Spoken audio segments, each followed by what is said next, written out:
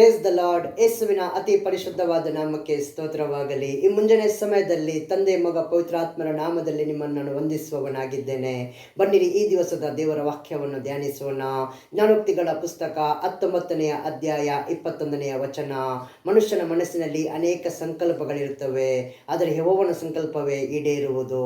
ಪ್ರಿಯ ದೇವ ಮಕ್ಕಳೇ, ನಮ್ಮ ಮನಸ್ಸಿನಲ್ಲಿ ಅನೇಕ ಆಸೆಗಳಿವೆ, ನಮ್ಮ ಮನಸ್ಸಿನಲ್ಲಿ ಅನೇಕ ಆಕಾಂಕ್ಷೆಗಳಿವೆ, ನಮ್ಮ ಮನಸ್ಸಿನಲ್ಲಿ ಅನೇಕ ಯೋಚನೆಗಳಿವೆ.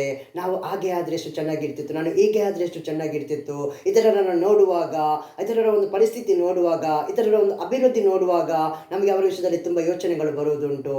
ಏಕೆಂದರೆ ಎಲ್ಲ ಮನುಷ್ಯರಿಗೆ ಅದು ಬಂದೇ ಬರ್ತದೆ. ಯಾಕೆಂದರೆ ನಾನು ಅವರ ಥರ ಇದ್ರೆ ಎಷ್ಟು ಒಳ್ಳೆಯದಿತ್ತು, ನಾನು ಇವರ ಥರ ಎಷ್ಟು ಚೆನ್ನಾಗಿರ್ತಿತ್ತು ಎಂದು. ಆದರೆ ಪ್ರಿಯ ದೇವ ಮಕ್ಕಳೇ, ಕರ್ತನ ಚಿತ್ತ ನಿಮ್ಮ ಜೀವಿತದಲ್ಲಿ ಏನಿದೆ ಎಂದು ನೀವು ಅರಿತುಕೊಳ್ಳಿರಿ. ಮೊದಲು ಕರ್ತನಲ್ಲಿ ಕೇಳಿರಿ. ನಾವು ಈ ಲೋಕದ ಪಾಲಿಗೆ ನಾವು ಸತ್ತು ಹೋಗಿದ್ದೇವೆ. ಲೋಕ ಏನು ಮಾಡ್ತದೆ ಅದು ನಮಗೆ ಬೇಕಾಗಿಲ್ಲ. ಲೋಕದ ಪಾಲು ಯಾವತ್ತು ನಾವು ಯೋಚನೆ ಮಾಡಬಾರ್ದು. ಲೋಕದ ವಿಷಯದಲ್ಲಿ ಯಾವತ್ತು ನಾವು ಯೋಚನೆ ಮಾಡಬಾರ್ದು, ಯಾವತ್ತು ನಾವು ಆಸೆ ಪಡಬಾರ್ದು. ಯಾಕೆಂದರೆ ಲೋಕದ ಆಸೆ ಒಂದು ದಿವಸ ಗತಿಸಿ ಹೋಗ್ತದೆ. ಇತರರ ಬೆಳವಣಿಗೆ ನಾವು ಯಾವತ್ತು ಯೋಚನೆ ಮಾಡಬಾರ್ದು. ಇತರರನ್ನು ನೋಡಿ ಯಾವತ್ತು ನಾವು ನಿರಾಶರಾಗಬಾರ್ದು, ಕುಗ್ಗಿ ಹೋಗಬಾರ್ದು. ಯಾಕೆಂದರೆ ಮನುಷ್ಯ ಜೀವನ ಎಲ್ಲವೂ ಸಮಯದಲ್ಲಿ ಹಾಗೆ ಆಗುವುದುಂಟು. ಇತರನ್ನು ನೋಡುವಾಗ ಬೇಸರ, ಇತರನ್ನು ನೋಡುವಾಗ ನಿರಾಶೆ, ಇತರನ್ನು ನೋಡುವಾಗ ಒಂದು ಮನಸ್ಸಲ್ಲಿ ದುಃಖ, ನಾನು ಹಾಗೆ ಎಷ್ಟು ಚೆನ್ನಾಗಿರ್ತಿತ್ತು ನನ್ನ ಜೀವನವೆಂದು.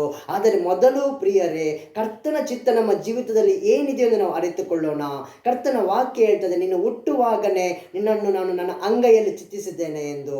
ಕರ್ತನಿಗೆ ಮೊದಲೇ ಗೊತ್ತಿದೆ ಅವರ ಮಕ್ಕಳಿಗೆ ಯಾವುದನ್ನು ನಾವು ಕೊಡಬೇಕು, ಯಾವುದನ್ನು ಕೊಡಬಾರ್ದೆಂದು. ಯೇಸುವಿಗೆ ಎಲ್ಲವೂ ಗೊತ್ತಿದೆ, ಅವರಿಗೆ ಅವರ ಮಕ್ಕಳಿಗೆ ಏನು ಕೊಡಬೇಕೆಂಬುದನ್ನು.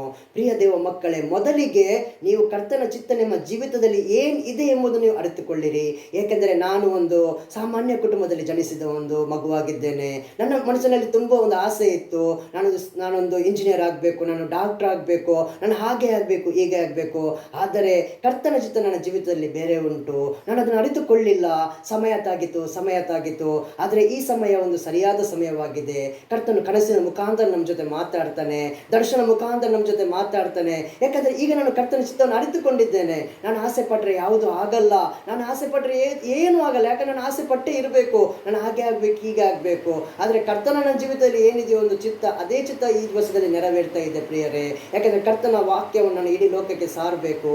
ನನ್ನ ಜೀವಿತದಲ್ಲಿ ಕರ್ತನು ಏನು ಅದ್ಭುತ ಮಾಡಿದ್ದಾನೋ ಅದೆಲ್ಲರಿಗೆ ನಾನು ಸ್ವಾರ್ಥ ಮುಖಾಂತರ ಹೇಳಬೇಕು ಪ್ರಿಯರೇ. ಯಾಕಂದ್ರೆ ಕರ್ತನ ಬರೋಣವು ಅತಿ ಸಮೀಪವಾಗಿದೆ.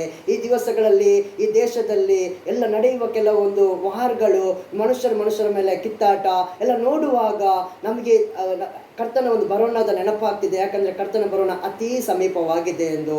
ಅದು ಯಾವಾಗ ಏನೋ ಯಾರಿಗೂ ಗೊತ್ತಿಲ್ಲ ಪ್ರಿಯರೇ.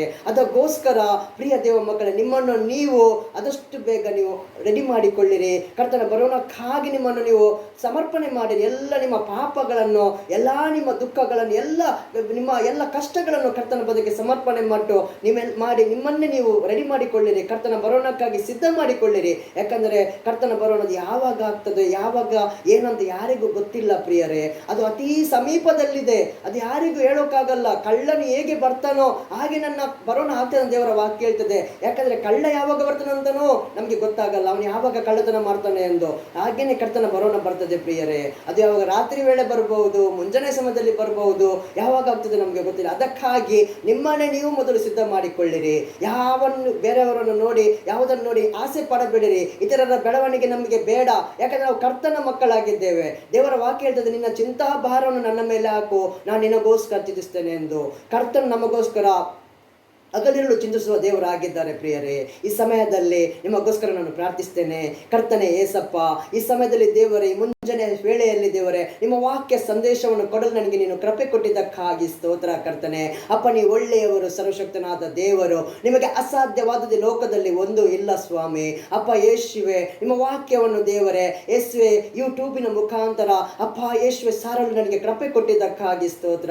ಯಾರೆಲ್ಲ ಈ ವಾಕ್ಯ ಸಂದೇಶವನ್ನು ನೋಡುತ್ತಾರೋ ಅಪ್ಪ, ಅವರನ್ನು ಆಶೀರ್ವದಿಸು, ಅವರನ್ನು ದೇವರೇ ಅಭಿವೃದ್ಧಿ ಪಡಿಸು ದೇವರೇ. ಅವರೆಲ್ಲ ಕಷ್ಟಗಳಿಂದ, ದುಃಖಗಳಿಂದ, ರೋಗಗಳಿಂದ, ಎಲ್ಲ ನೋವಿನಿಂದ ಬಿಡುಗಡೆ ಕೊಡಪ್ಪ, ಸಾಲ ಬಾಧೆಯಿಂದ ಬಿಡುಗಡೆ ಕೊಡಪ್ಪ. ಈ ದಿನದವರೆಲ್ಲ ಕೆಲಸ ಕಾರ್ಯಗಳನ್ನು ಆಶೀರ್ವದಿಸು ದೇವರೇ. ಅವರ ಹೋಗೋಣ ಬರೋಣ ಆಶೀರ್ವದಿಸು ದೇವರೇ. ಅವರ ಕುಟುಂಬವನ್ನು ಕಟ್ಟು ಸ್ವಾಮಿ, ಕುಟುಂಬದಲ್ಲಿ ನೀನು ನೆಲೆಸು ದೇವರೇ. ಪ್ರತಿ ಸ್ಥಿತಿಯಲ್ಲೂ ಜೊತೆಗಿದ್ದು ಕಾಪಾಡಪ್ಪ. ಹಾಲೆಲೂಯಾ. ಅಪ್ಪ, ನೀನು ನಮಗೆ ಮಹಿಮೆ ಸಲ್ಲಲಿ ದೇವರೇ. ನಮ್ಮ ಪ್ರಾರ್ಥನೆ ನೀನು ಕೇಳಿದ್ದಕ್ಕಾಗಿ ಸ್ತೋತ್ರ. ಎಲ್ಲ ಘನ ಮಾನ ಮಹಿಮೆ ಗೌರವ ಏಸಪ್ಪ ನಿಮಗೊಬ್ಬರಿಗೆ ಸಲ್ಲಿಸುತ್ತಾ ಈ ಪ್ರಾರ್ಥನೆ ಪ್ರಾರ್ಥನೆಯನ್ನು ಮಾಡುತ್ತೇನೆ ನಜರೇತಿನ ಯೇಸುವಿನ ನಾಮದಲ್ಲಿ ತಂದೆಯೇ. ಆಮೇನ್, ಆಮೇನ್, ಆಮೇನ್.